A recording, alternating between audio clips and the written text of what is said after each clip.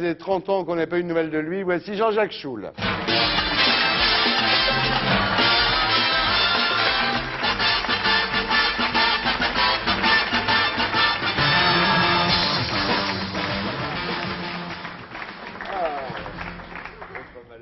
Ah, voici Adriana à côté de moi. Comment ça va?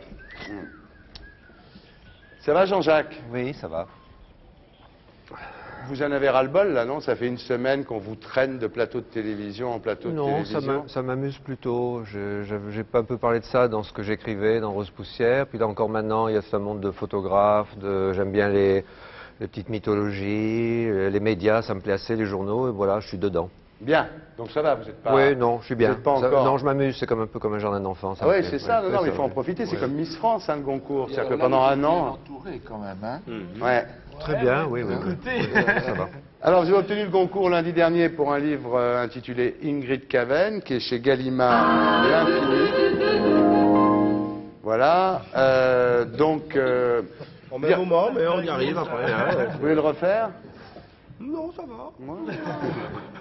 Bien, alors c'est vrai que le Goncourt en 98, ils avaient raté Houellebecq, ils avaient les particules élémentaires, ils avaient récompensé Paul Constant pour un livre qui s'appelait Confidence pour Confidence, donc ils ont eu un peu honte sûrement. Et l'année dernière déjà, ils avaient essayé de se racheter en couronnant Echnoz avec Je m'en vais. Et cette année, ils se sont complètement rachetés. Alors, il n'y a plus rien à dire. Le Goncourt est devenu à nouveau tout à fait fréquentable. Enfin, le jury du Goncourt, puisqu'ils ont couronné votre livre, Jean-Jacques Schul. Alors, c'est votre troisième roman. Donc, il y a eu Rose Poussière en 72, qui est un livre culte. Là, c'est comme Robert Wyatt dans le rock'n'roll. C'est-à-dire que quand on disait, parce que maintenant c'est fini, mais quand on disait Rose Poussière, il y avait les mecs qui connaissaient Rose Poussière, c'était des bons. Maintenant, bon, évidemment, tout le monde le sait, parce que vous avez le prix Goncourt. Oui, maintenant c'est fini. C'est fini, tant pis. Et voilà, on a été rejoints par d'autres. Alors, en 76, il y a eu Telex numéro 1, donc voilà, mais ça fait pas grand-chose, ça fait 72 Rose Poussière, 76 Telex numéro 1, ça fait donc 25 ans que vous n'aviez pas publié. Et on ne sait pas grand-chose de vous, finalement, vous êtes resté très, très secret, hein. On sait que vous êtes de Marseille, d'une famille de commerçants juifs de Marseille, c'est tout ce qu'on sait. Alors, vous dites vous-même, d'ailleurs, pas de mariage, pas d'enfant, presque pas de métier, rien, zéro. Voilà, c'est votre bio. Ah oui. Vous jouez de la guitare aussi? Non, même Non. pas. Souvent, Même tu pas. cherches les angles comme ça. Non, mais... non, même pas, non. Du tennis. Ah ouais. Ah, du tennis. Oui. Je faisais. Ouais. Ouais.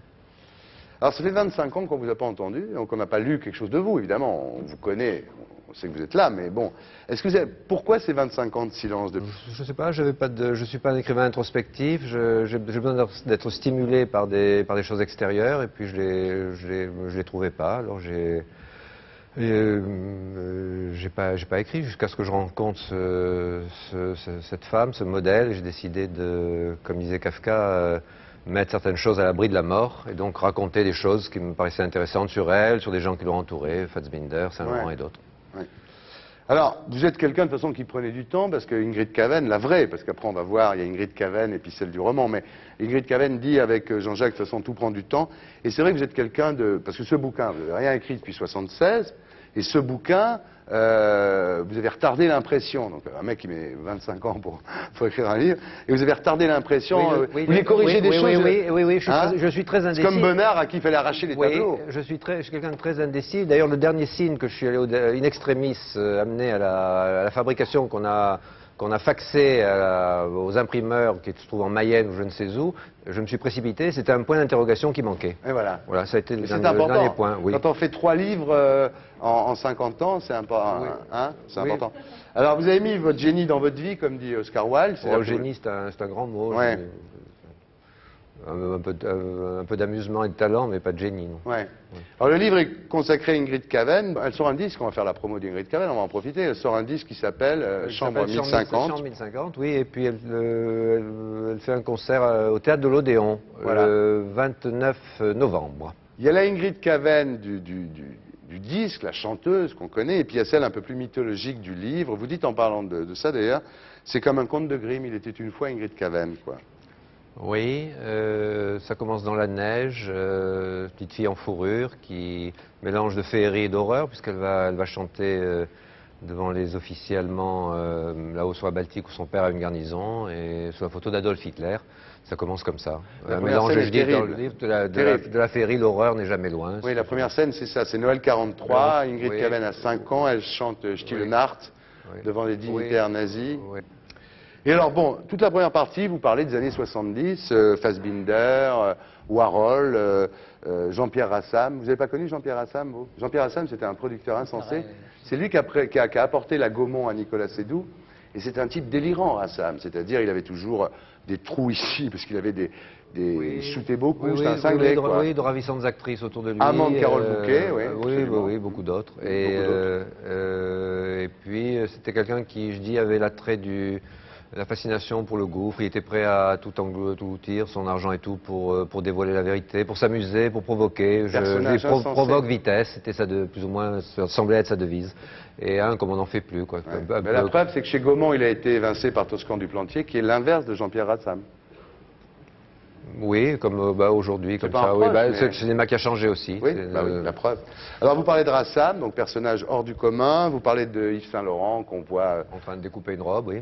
sur Ingrid Kaven. Oui. Il sculpte carrément la robe Oui, sur oui. Kaven. Il Oui. parle avec des canards à la fête de Loulou de la Falaise.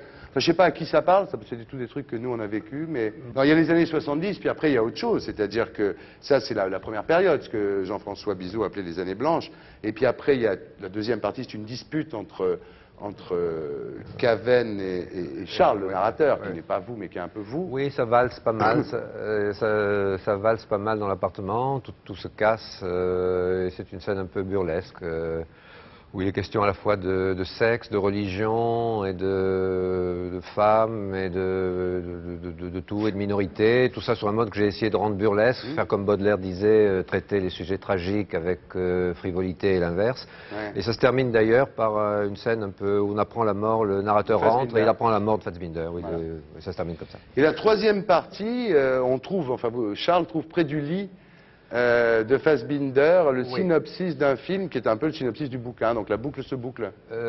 Exactement. C'est comme une feuille qui lui a échappé au moment de la mort, sur laquelle il a écrit son petit. C'est la dernière chose qu'il a écrite. C'est au dos, au verso du script de Lily Marlène, c'est-à-dire d'un film à gros budget. Il a écrit en 18 points les stations, les étapes de la femme qu'il avait follement aimée, qui était Ingrid Kaven, et donc qu'il a écrit à la main. Voilà. Et c'est là-dessus, ça passe ça arrive à Ingrid Kaven, qui le transmet à Charles. C'est comme un défi pour écrire lui-même à ce moment-là, plus ou moins. En tous les cas, c'est gonflé de la part des Goncourt d'avoir couronné votre livre, Oui, parce c'est un que livre baroque. Ils sont pas bon. Je revendique la notion de baroque. Je trouve ça bien. Quand ouais. je veux dire baroque, je veux dire c'est pas la surcharge. Le baroque pour moi, c'est la possibilité de mélanger plusieurs styles, comme dans tous les domaines, y compris Alors dans le voilà. sport, dans le tennis. Je pense que McEnroe est un joueur baroque. Et je parle un peu de. Oui, non, je veux dire dans tous les domaines, ça a disparu Ouais. tout ça, cette notion de baroque.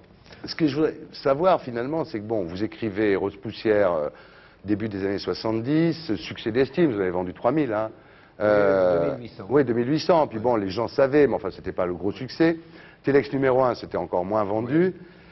Donc voilà. Et puis, 30 ans après, on vous donne le Goncourt, et tout le monde dit c'est un bon Goncourt, c'est pas comme Paul Constant, c'est un bon Goncourt. Quel effet ça fait? Qu'est-ce que vous vous dites, ça y est, mon immense génie est enfin reconnu? Non. Pas du tout.